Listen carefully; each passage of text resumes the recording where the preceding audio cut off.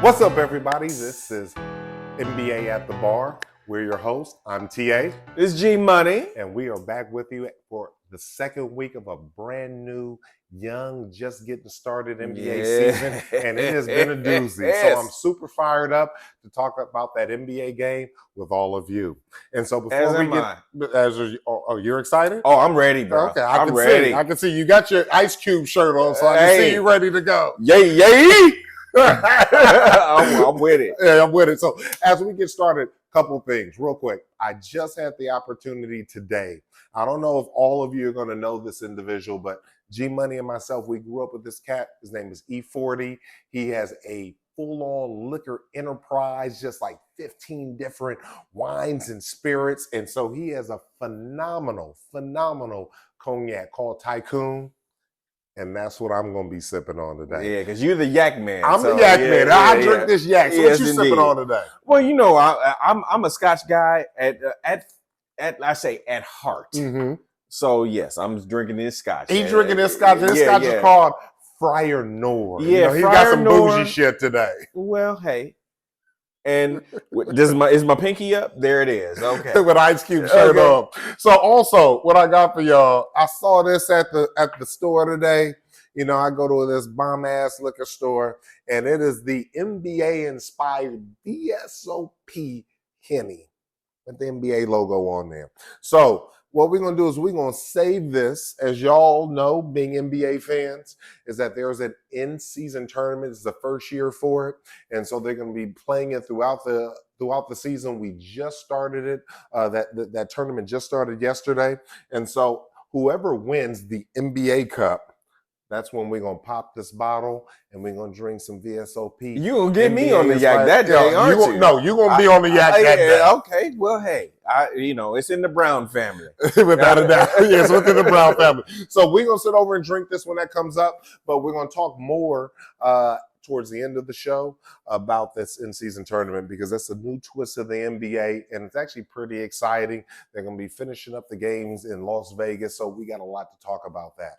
But with that being said, I'm super excited. Let's talk some basketball. Is that fair enough? I'm with it. Okay, let's ching first. Boom. Ching. Okay, and a sip. Yeah, get a little sippy sip. Okay. So before we get started, before you sit over here and dive in, I see you excited right now. So before we dive in, you know, the big story that's out there right now is the Harden trade. A Harden trade. Clippers are not making a big 2 or a big 3. They actually got a big 4 now. We got Kawhi, we got Harden, you got Westbrook. We got Westbrook, and we got Paul George. Paul George. So we got a big 4 right here. So with the big 4, with those 4, we got to talk about what's the inclusion of Harden in there and how is that going to sit over here and affect the dynamic, and is that going to make them an actual team to go? So G Money, please get us started. How do you feel about that Harden trade? Okay, so yes, that is the proverbial shoe drop of the week. Mm-hmm. And what I would say is that I am really curious to know whether or not that is going to be the thing that puts them in the finals contention, or does it seal their doom? I'm kind of leaning on the side of sealing their doom, in my opinion, because really James Harden has been proven that he wets the bed in the playoffs. But taking a step back away from that just for a second, what I really am more concerned about as a Clipper observer is that they already have a point guard. They have established that they have put Westbrook in place to be the gap filler and the playmaker for that team. So he's averaging, let's say, a hair under his career averages of the triple-double, but he's a energy guy. He's a rebounder. I'm going to be an assist guy. He is still doing the turnovers, and yes, he cannot shoot from the outside. However, he has, because of his energy and because they rely upon Kawhi and George, that has worked for them. So then when you add Harden into that equation, I'm very curious to really understand how that's going to play out. James Harden can play the 2. but he is proven from last year with Philly that he's most effective with him having the ball and him being the orchestrator. Well, what did he do last year? So he led the league in assists. Now, what you're essentially saying is, yeah, they have this OKC and we from the West Coast, West Side kind of, okay, we the dudes from the streets of LA and we got this bond and this friendship, but it doesn't matter when you start talking about the practicalities of how do we implement our offense and defense into beating teams. So to me, I really am curious to see how Ty Lue is going to implement James Harden. We haven't seen it yet. It could be sexy, but it also, to me, it screams disaster. Well, let me chime in real quick because I think you said something very apt. Is this going to be their doom, or is this going to sit over here and be the catalyst of their success? And here's where the twist is. James Harden, as we know, does always shit the bed in the playoffs. But is there not value brought to the game when he can help them increase where they're going to be their ranking by the end of the season for where they're going to go into the playoffs? Harden has consistently throughout his career been a full season monster, which he's going to compile stats. He's going to lead the league and assist. So that can only help the team for that particular genre. What I really love about it is that no matter what, when Kawhi takes a day off or Paul George takes a day off, that we're going to still have a dynamic group that's going to be able to go out there and still possibly win some games, even though one of them takes off. But really, in my thought process, is the real question is the sacrifice, because individuals are going to have to make a sacrifice having a big four versus a big two or a big three. You follow me? Yeah. Like Harden is going to have to sacrifice, or Westbrook is going to have to sacrifice, not just in minutes, but also who's going to come off the bench and who's going to sit over here because of their status in the league, because of where they've come from in their past. Who's going to make that sacrifice for the greater benefit of the team to ensure that they excel? Because one of them are going to have to come off the bench, right? Absolutely. Listen, it's about the closing lineup. In my estimation, it is really just about who is going to close within the last 8 minutes of the game. And so right now, it has been Westbrook. So if you because Harden just came to the team, so that's the reason why. But we know Harden's pedigree. So the reality is that it doesn't matter who starts.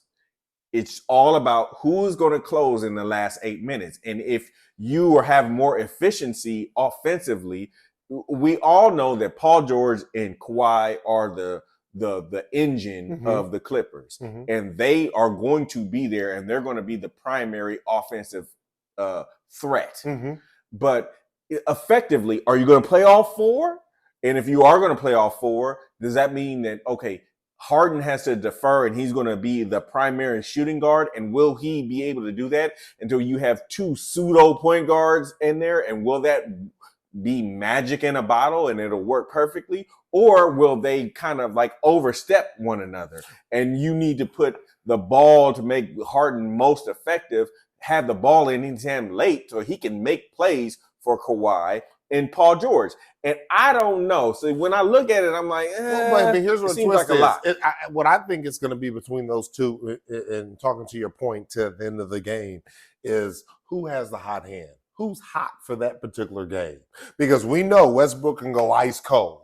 We even know Harden can go ice cold. You could almost put a clock to it. Right. Westbrook is not efficient in terms of shooting. And so he's more of a spark plug. He's going to spark he's an energy the team. guy. Yeah. But the twist is that at the end of the game, what you said, who's going to be in that last 8 minutes? I think you can go back to like you have a running back, you have a A and B running back, and they really go with a hot hand. Who's running the ball? Who's getting more yards per carry? And that's who they go with throughout the end of the game. I think the same thing is going to happen here.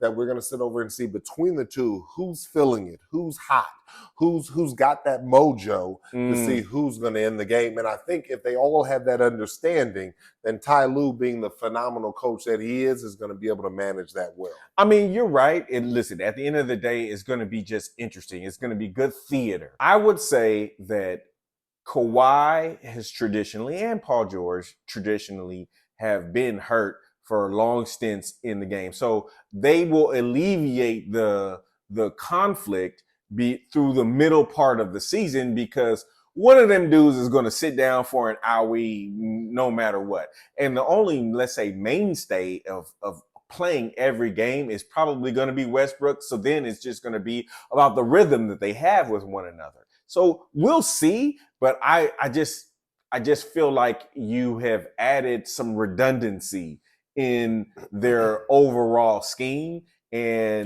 but I don't know if it's necessary. Exciting. Well, but that's just like, you don't think it's necessary. What I think is that's what makes it exciting, because you know the history of their two leaders of the team, Paul George and Kawhi Leonard. Mm-hmm. You know these motherfuckers aren't going to play when they're hurt.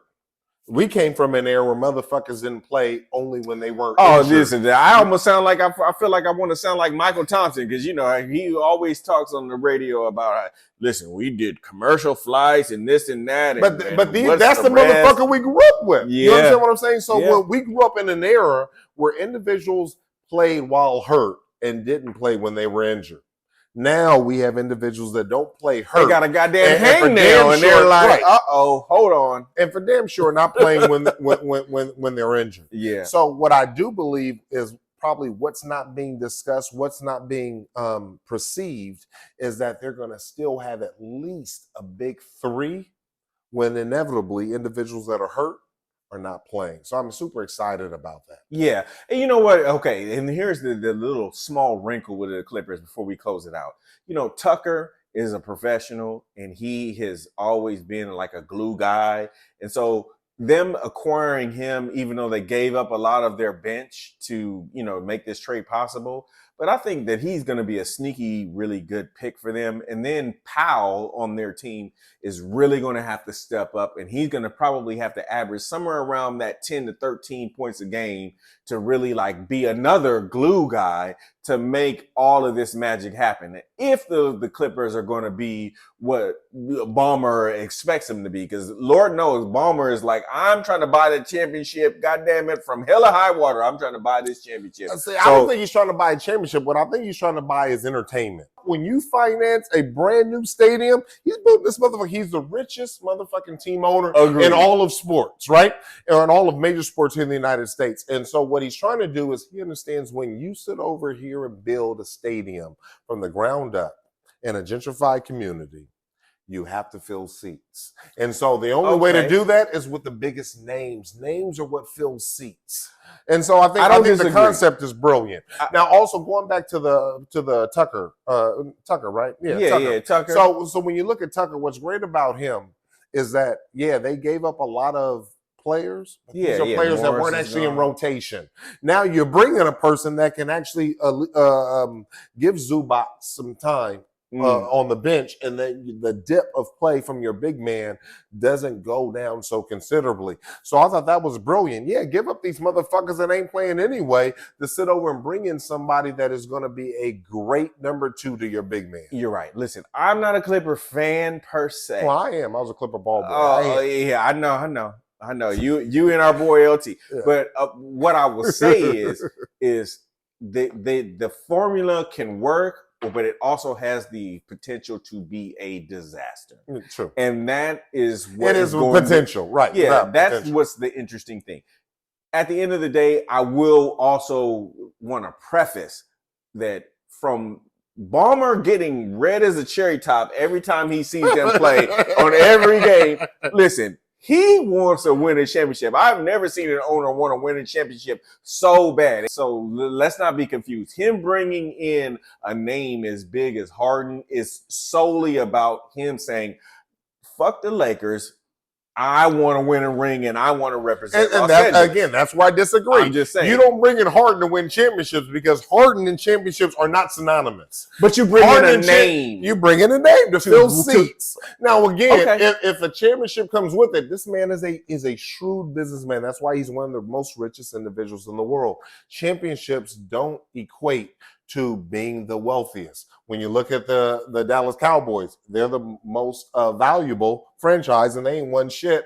And since we were kids. And you don't think Jerry Jones is over here crying every day? Yeah, he does about not winning? But what precedes that is the ability to entertain and create value. And I believe the Harden trade created value within that franchise. Okay, but we can agree to disagree on that. We can agree to disagree. Guess what? We're going to have a unbelievable season to sit over and see who's right and who's wrong at the end of the deal. But you actually said something that was very poignant.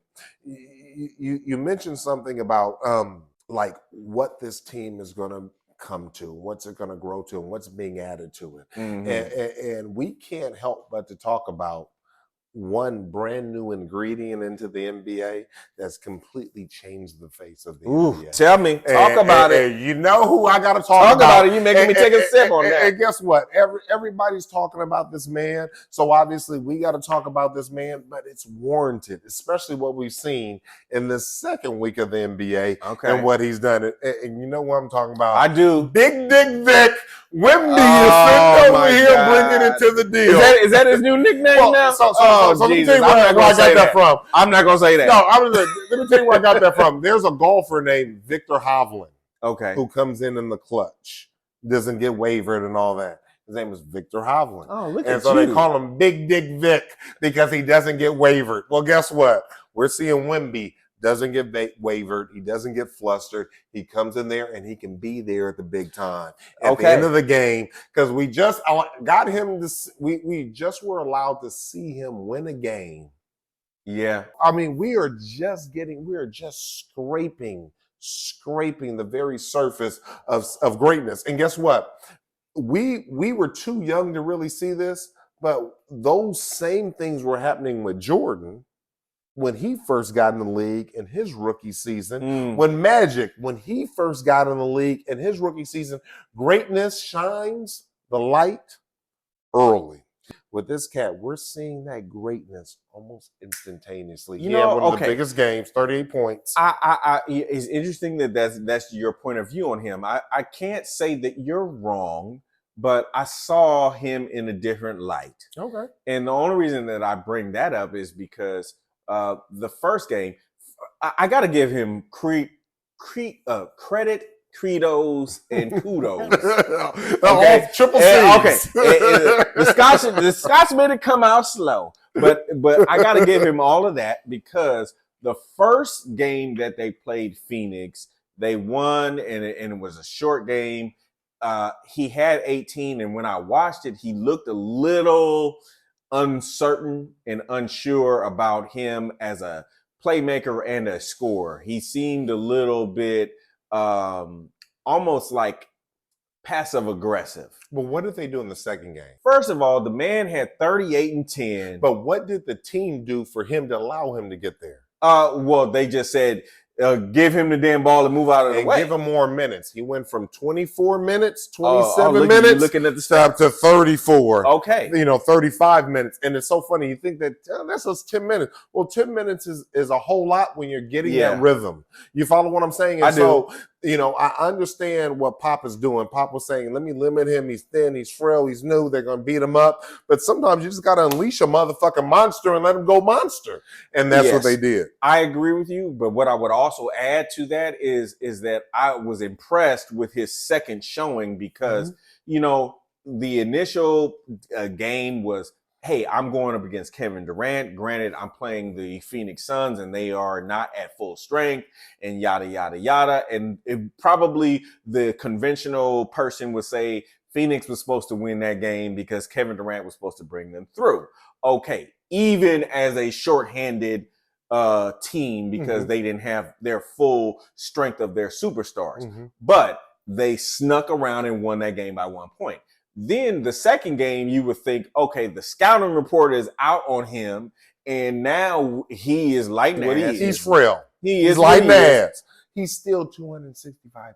Yeah, but what the point of the whole surprise is, he came out gangbusters and he dropped, what was it, 38? 38. 38 and 10 with like 2 blocks and first rookie to have 38 Yeah. and 10 points in a single game. Tell it. So again, these are what they call And they leading whooped indicators, and they whooped them. This is And a they leading whooped 'em. indicator to how special he's going to be. Especially after the coaches for both respective teams has spent the time and looked at the film and said, this is what we did wrong and yada, yada, yada, yada, yada. But it didn't matter. He just said, okay, I am going to make my imprint. And that mentality, that aggressiveness that he showed in the second game that he didn't show in the first was really telling. And that maybe goes into the camp that you're talking about him being one of them dudes. And he might be. Well, the thing is that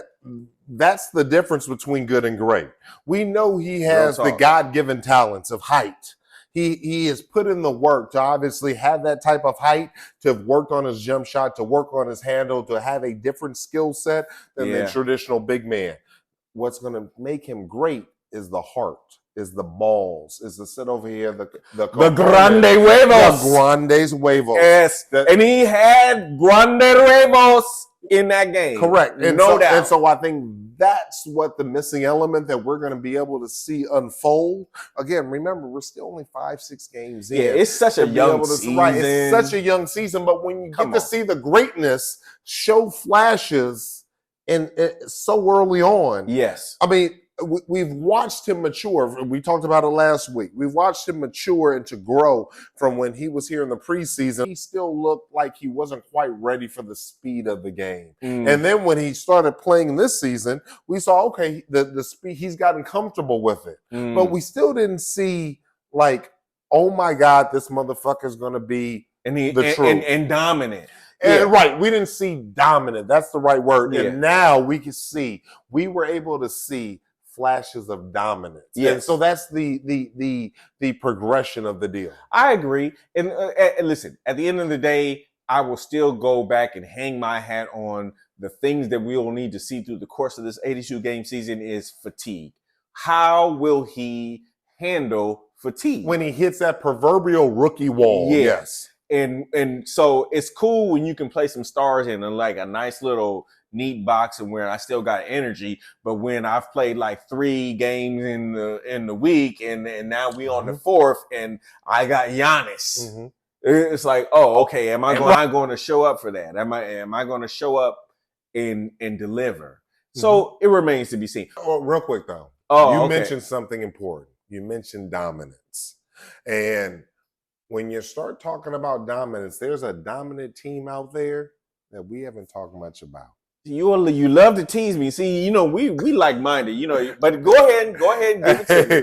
These motherfucking Celtics is over here giving it to motherfuckers and quiet. There's no dunking on motherfuckers. There's no extraordinary events that are happening in the games. All you seeing is them rack up win after win after win. Yeah, they're number one. They're undefeated. The only undefeated team in the league thus far, if I'm not mistaken. There might be one other. No, I think they are. The only undefeated team. I think they are. And so when you see how the Celtics have done it and done it under the radar without any flash, without any extraness, just sitting over here and they've put together a great team. They've added the defense. Unlike our folks over there in Milwaukee that added offense, gave up some defense, and you see that's not quite equating to as many wins as they maybe hoped or we thought it would. What we see with Boston is they had that centrifuge of offense that they could bet on and that they could bank on, and then they've brought in some defense, and we see what the results are turning into. They look hard to beat. Listen, the Celtics. The Laker fan in me will never allow me to get too rah-rah about them. But here's the reality. Them dudes look like they're ready to win the ring. Truth, yes, without a doubt. They just do. I think that them getting Holiday in particular put them in a different class.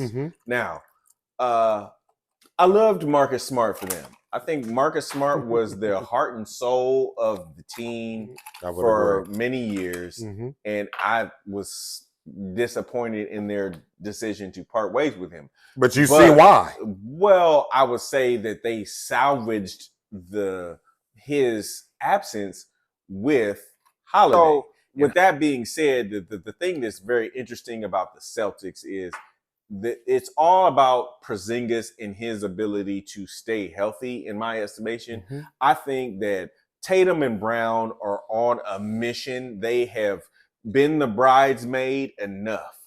They are tired of it. They are locked in like no other. And then basically that spills off into the rest of the team. Porzingis is, let's say, the proverbial X factor, and then you add some icing when you add in Holiday, because now you've closed the weakness at the point guard position and allowed them to be defensively efficient in all phases. Now, the thing that I would say is, I don't know if I trust that Porzingis will remain healthy, because he has shown through the course of his career that he will have plantar fasciitis or some bullshit. Some shit will happen to him, kind of like with Kawhi and the Clippers. It's like something is going to happen to him, but it's like we'll have to see. Well, it's a long season, so we know something is going to happen. We don't know, but we suspect. I expect. Yeah, but here's where the twist is. I don't think it, unless it's catastrophic, I don't think it's going to be more of a season-ending type of deal. What I do feel with Porzingis, speaking on him, is that if it's not on his shoulders, because remember, he's not the one, he's not the two, which he has been in every single team that he's been on. Correct. Prior to this. That's what makes him dangerous, is that he's not option 1 and 2. Correct. So what you do is you see that all that effort and all that exposure to getting hurt doesn't rest on his shoulders. He can play a role that'll allow him to be a powerful complement rather than the actual man, rather than the catalyst. I don't think he has because Tatum is the guy. The spirit. I don't believe he has the mental fortitude or the physical fortitude to hold up on an 82-game season where he's the 1 or the 2. But when he is the 3 or the 4 on that team, scary. They're scary. And that's what makes it exciting. And again, they're not being flashy with it. They are going under the radar. Very few people are talking about the Celtics, but the Celtics are sitting outside over of Boston, because I would say the entire state of Massachusetts. They're standing on their heads. Oh my God. They're ready to throw chairs and kick over. These motherfuckers are in a circle jerk sitting over and get it popping right now. Listen. Yeah. Oh, goddamn Celtics. But okay, yes, you're right. At the end of the day, you're right. If they can't do it this year, shame on them, because they have a team established to sit over here and get her done. Now, it's funny. If this was the traditional East Coast conference that was basic, that was clearly below the West Coast, then there obviously could not be any type of doubt that they're going to win it. But we still have Milwaukee in this motherfucker. Still have Philly in this motherfucker. And there's still a few other teams that, Orlando just beat the Lakers today. Speaking of, we're going to speak on the Lakers in a second. Just beat the Lakers.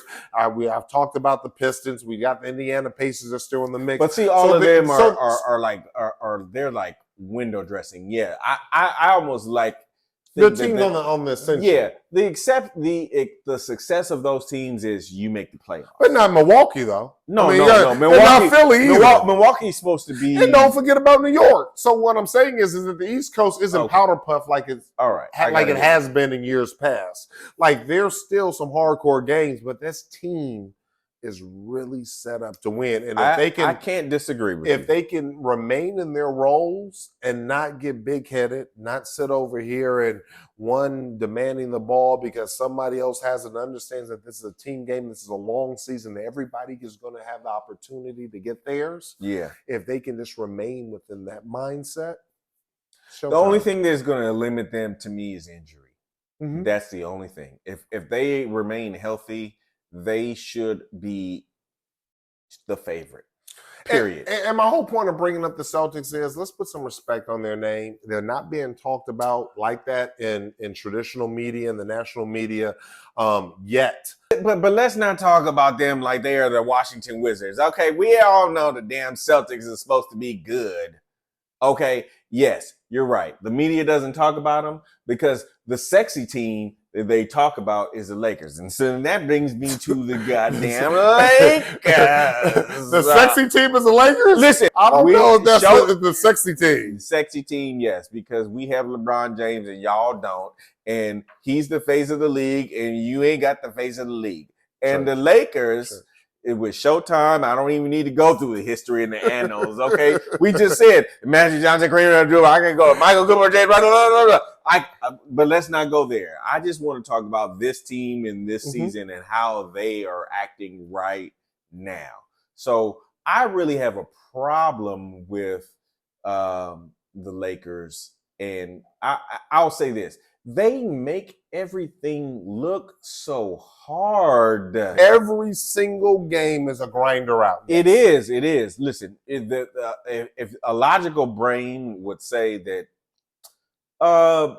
Denver's the better team and Denver's probably going to be the one, but the emotional and pseudo-logical, depending upon circumstance, would say that it should be the Lakers that come out of the final. Why? But they don't have the team. Well, listen, personnel-wise, I think they have it. The thing that I now question as a fan is Darvin Ham and his rotations, because I even look at how we're figuring it out. It's 5 games in, but it's like let's not sit over here and blame Ham already. It's early. It is early. Then we got to figure it out. It is early. However, I will preface I will suppress some of my disdain for Darvin Ham. You have disdain for the man? Yes, I do, because I don't like his rotations.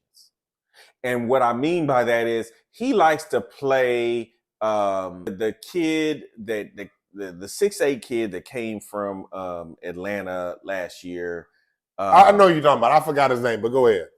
So instead of Christie, okay, so my issue is Christie averaged 19 points a game. Christie was on the bench and played at length in the preseason. He has shown that he's taken this proverbial leap. Yeah, we're talking about the difference of, let's say, a 6'8" to a 6'6" guy who's basically a guard, but you're playing him and he's offensively inefficient.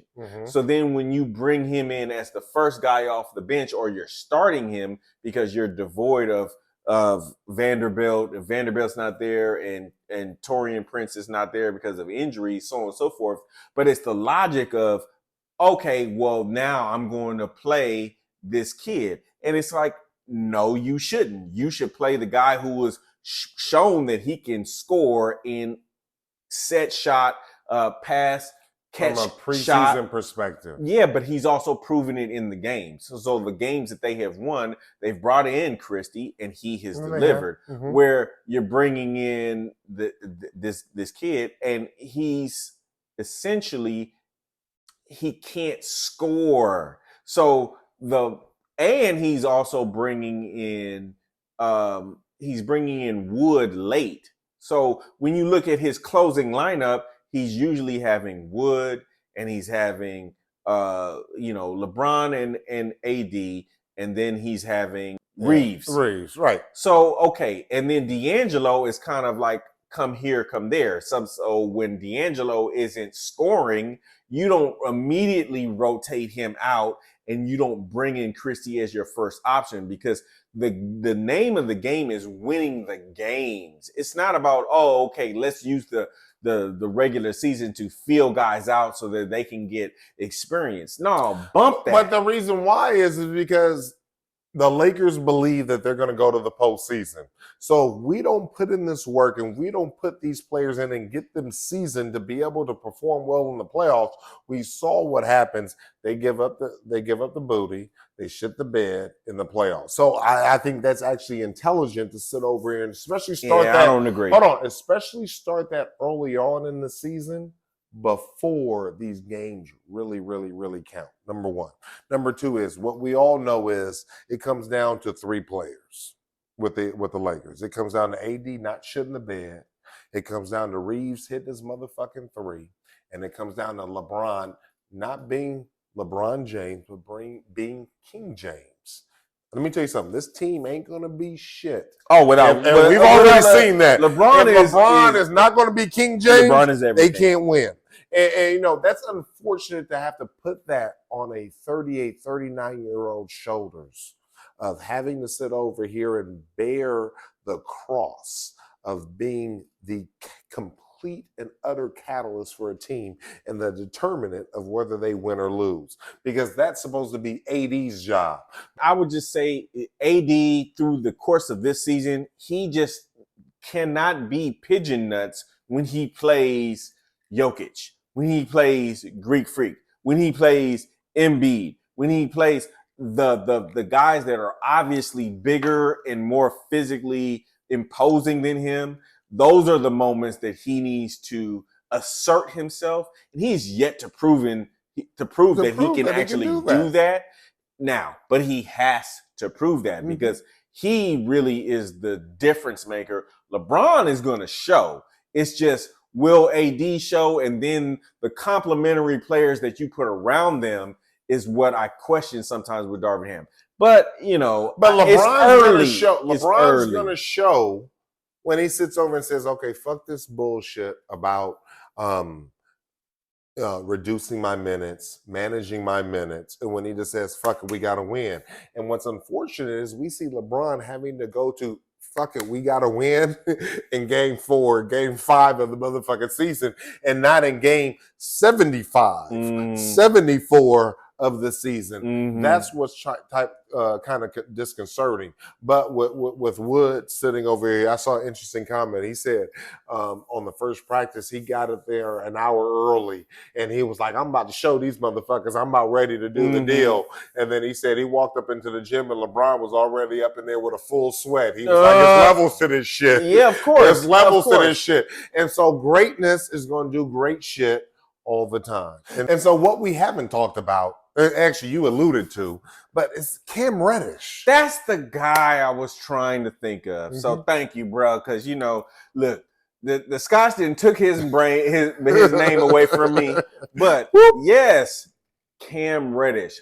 When I criticize Darvin Ham, I see that he feels in love with, oh, okay, here's a 6'8" guy. He can play defense. And you know what? He looked good in the Clipper game. He blocked a couple shots. He did all that stuff. But look, at the end of the day, it's about offensive efficiency. You need to care more about getting those twos on the other side when it's you having the ball.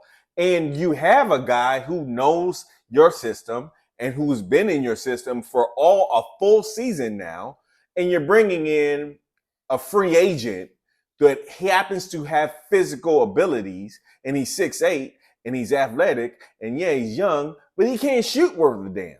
So bring in off of the bench, number 1 should be Christie over him.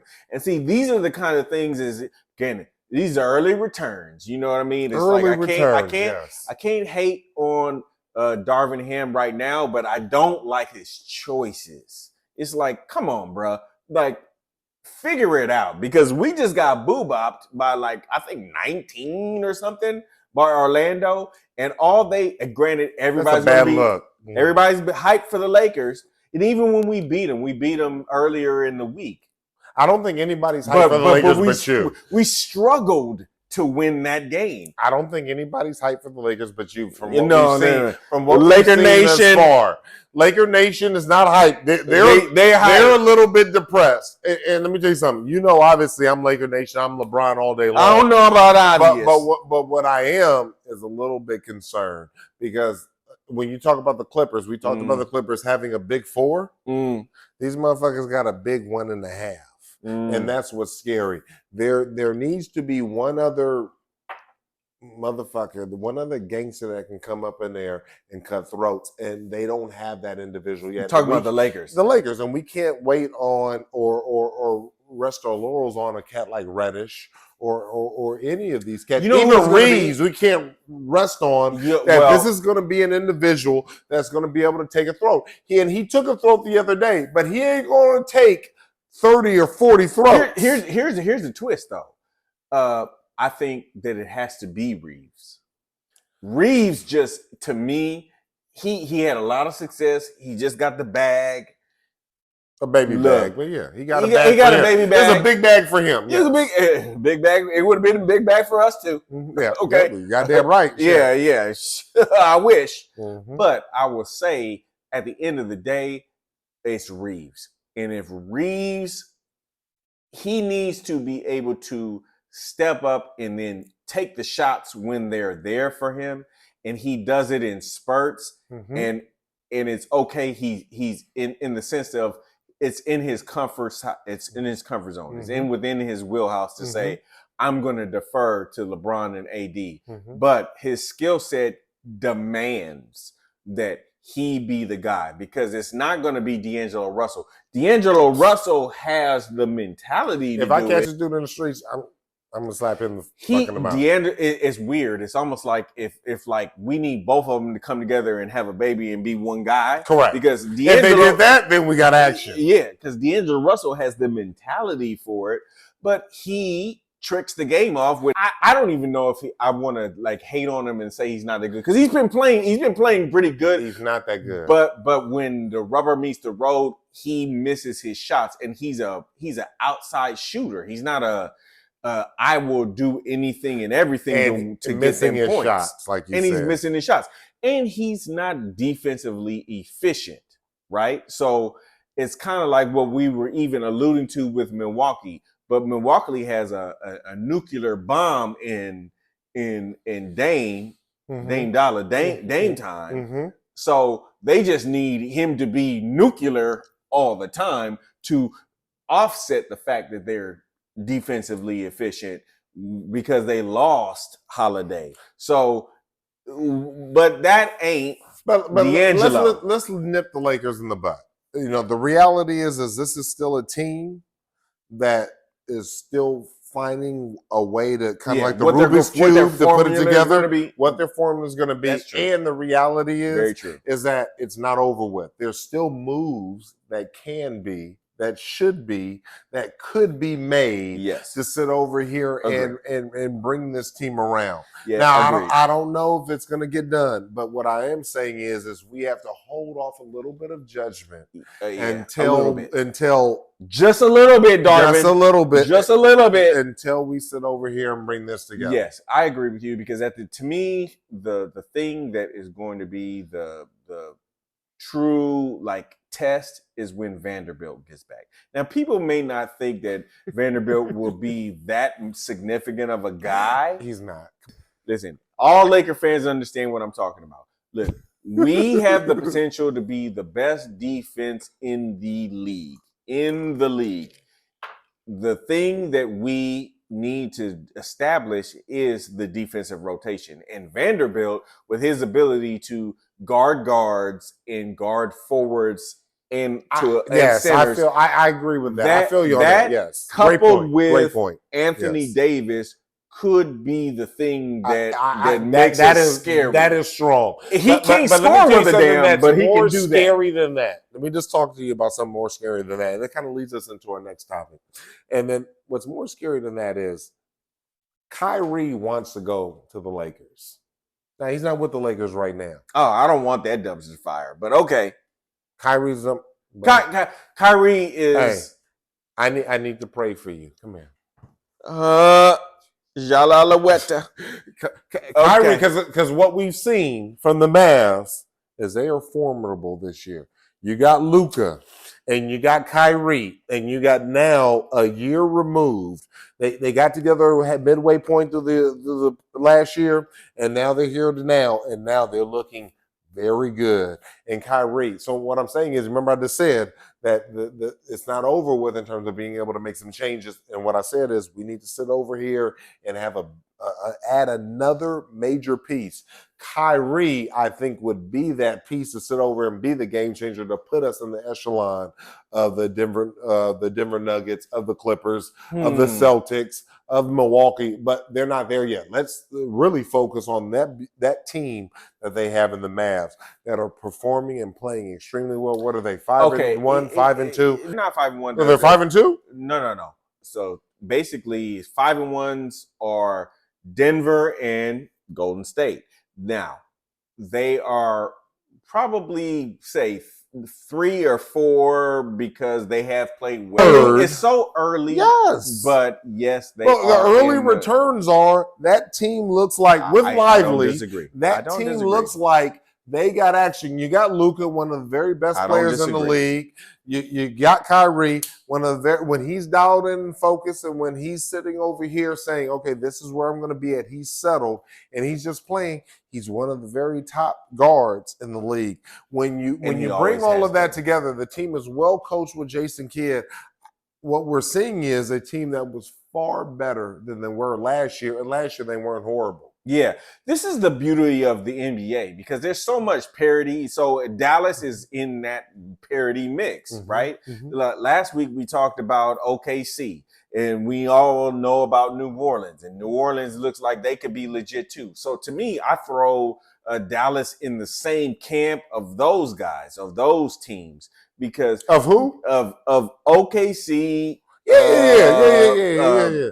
Teams that could pop, but they're right below the top. Yes. Right. Because look, Luka is a gangster. Okay, and and we've already said what we think about the gangsters. He's basically, man, he's assertive and he's that dude, especially on that team, specifically on that team. Yeah. But yes, them getting Lively.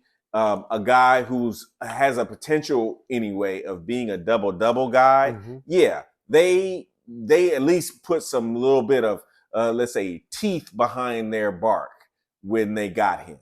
That is legitimate. And then they still have their same regular players, but the thing is with them is Kyrie and Luka have not really played a lot of time together. I have a season. And they were a dumpster fire last year. Well, you have to get acclimated. You got two distinctly different superstars coming together on a team that didn't have a preseason to sit over here and work that out, that were just thrown together in the middle of the season. That's what I'm saying. That's what the difference between last year and this year is that they now have had a time to play together, have had a preseason to come together, and we're seeing the result of that now. But I feel like I'm watching a Rocky movie. Okay, this is when I say dumpster fire, it's a dumpster fire. Okay, they were a dumpster fire. I'm like, take me back. Do take me back. Okay, we over here singing around a fire because they were a dumpster fire last year. It did not work. It was not good. All I'm simply saying is they were a dumpster fire. They have not proven that they can coexist. They are both guys who can get nuclear, but they essentially do the same thing. So listen, Kidd has gotten the draft pick that he wanted. He got a guy who can be a little bit tough and who can get the boards. That team needed that. They weren't tough. Needed that because I can't have Luka just being okay. I'm a triple double guy, and still trick off the game and still lose. That's a la Harden. Yeah, he was a la Harden. Yeah, and they are.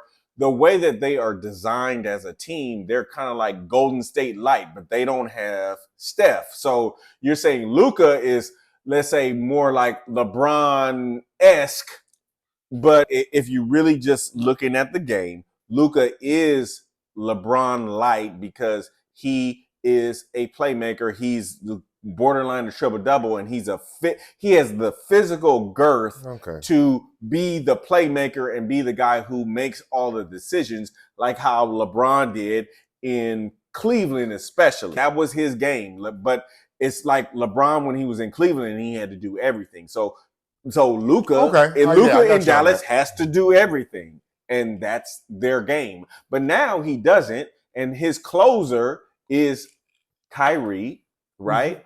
LeBron was able to. I see how you done brought that all the way around. There you go. Just take a couple more steps and you'll be right there. But it was like, okay, this is starting to make some sense. You'll be right there with me. There it goes.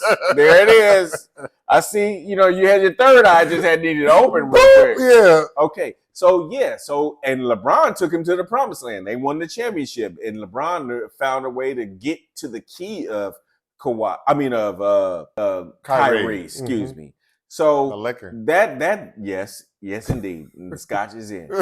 But that is essentially what Dallas is trying to do. They're trying to recreate that, and they're trying to now give themselves some girth and some substance at the 5 and 4 position to recreate the Cleveland narrative, right? And it's so funny That's that what you they're trying say to do. that. I actually, how you painted that picture, that was a Picasso like a motherfucker. You know, Picasso And you're don't welcome. quite make sense, but when you really look at it, it's like, I get it. Like That's Picasso exactly cut his what ear they're off, doing. and then he said, "Oh, show the picture." Like I see what you're saying unequivocally. That's good shit. Church on the Move. Yeah, that's Church on the Move. But Look, I here's got the a question ching out of is, that one. but see, LeBron was able to bring all that together to win a championship.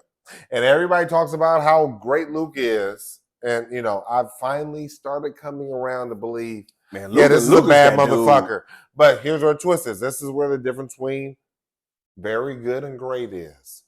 Can Luka do what LeBron did and bring a championship to the Mavs? And there goes the rub, because that's exactly what they're thinking about.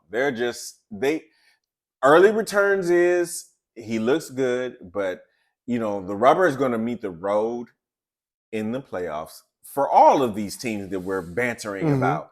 And that's their narrative. Their narrative is, I'm about to bring the Cleveland Cavaliers version of offense and defense to these playoffs, and we're going to shock and awe you to death.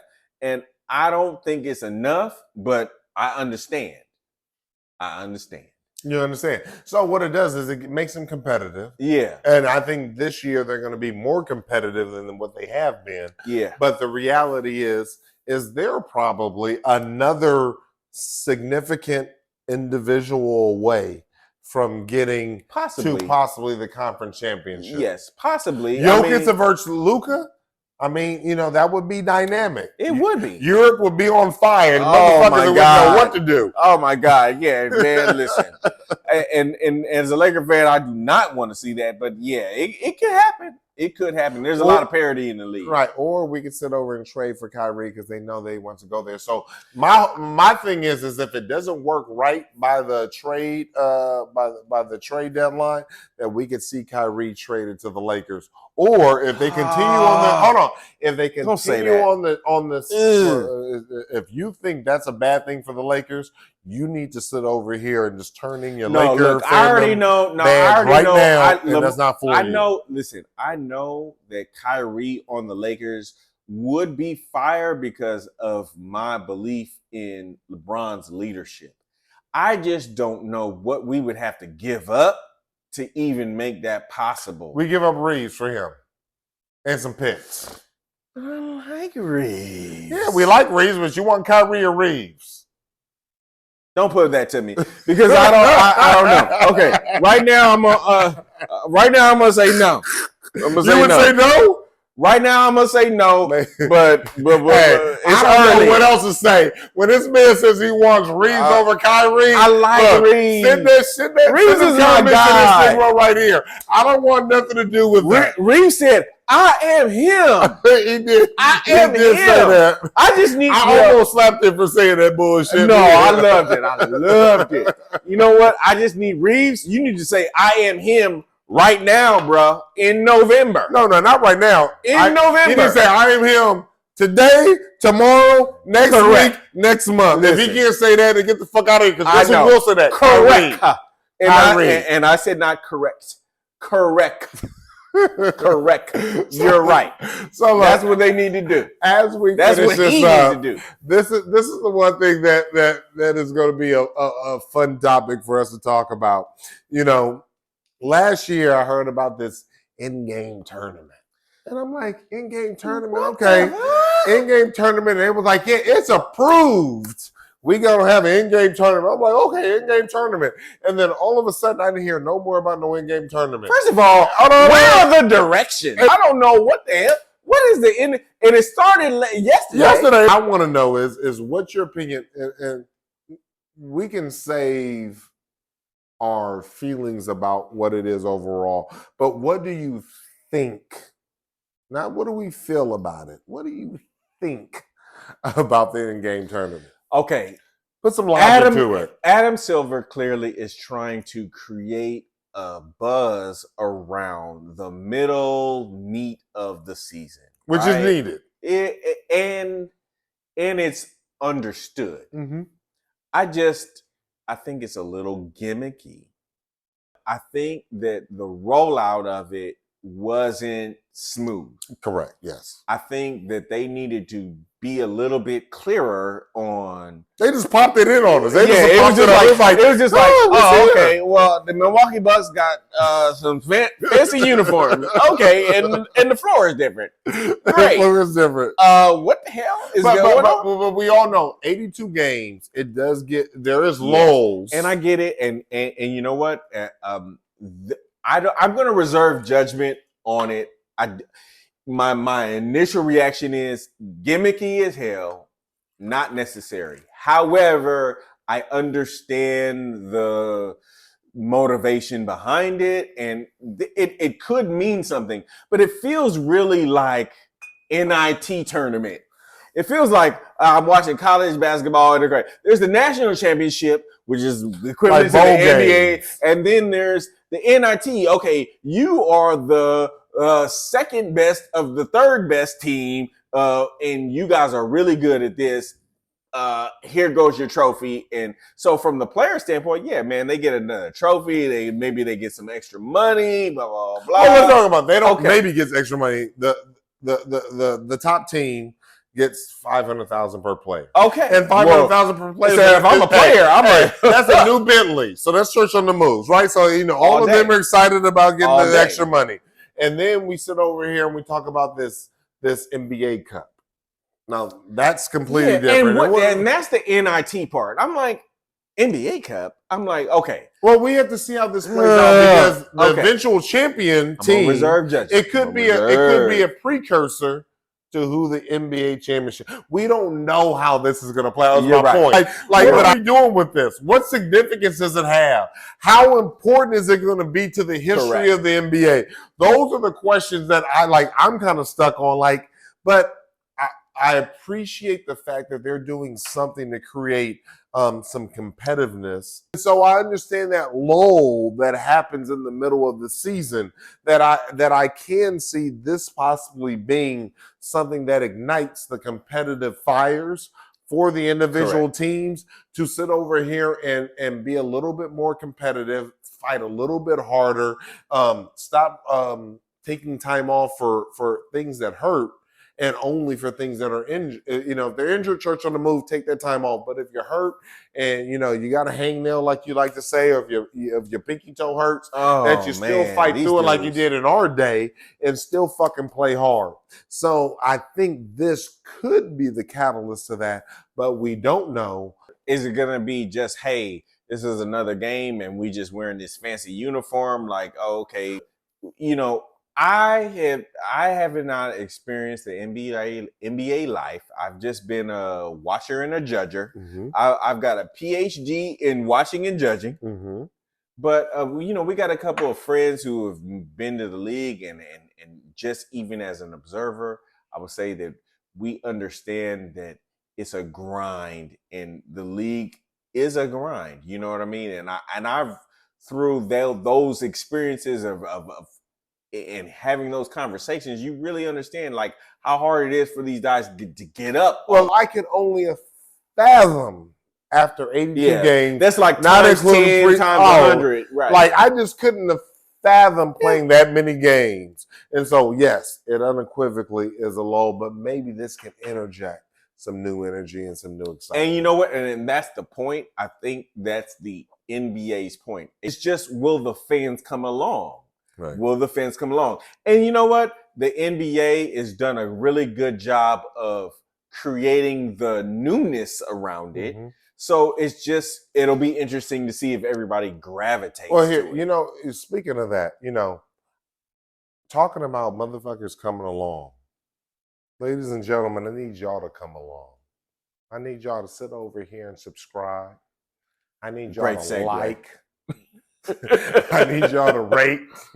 I need y'all to follow. And so I want to give a quick shout out to E40, this Tycoon Yak. I'm loving it. I'm going to drink some more of it. Very nice. But with that being said, G Money, all right, man. Hey, we We did the damn Yeah. thing. We talked some basketball. Boom. Love you. Talk to you in a little bit. Hit my theme music. Boom, boom, boom. Boom, boom, boom.